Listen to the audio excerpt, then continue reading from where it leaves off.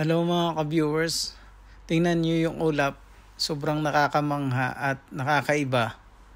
Parang tinakpan lang some part ng dito sa Doha, Qatar, sa isang lugar. Parang kinubiran lang siya ng ulap. Parang tinakpan lang na mainit ang panahon. 'Di ba? Ang ganda, no? Allahu Akbar. Nakakamangha mga ka-viewers.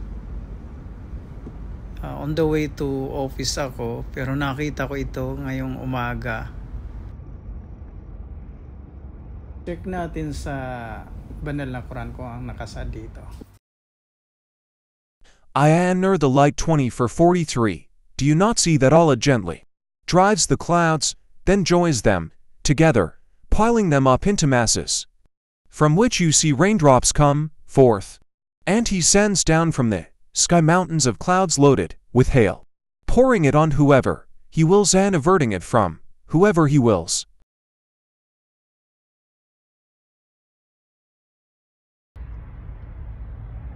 It is He who sendeth the winds, like heralds of glad tidings going before His mercy. When they have carried the heavy-laden clouds, we drive them to a land that is dead, make rain to descend thereon, and produce every kind of harvest therewith. Al-Araf 57.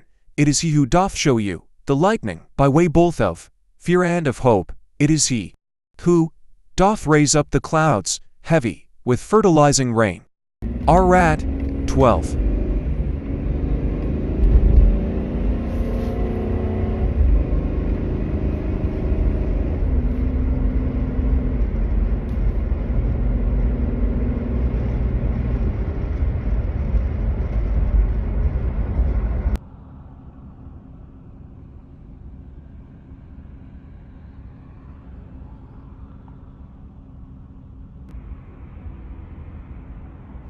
Parang tinakpan lang yung mundo ng ulap. Pero sobrang nakakamangha itong ulap na to, guys, mga ka-viewers.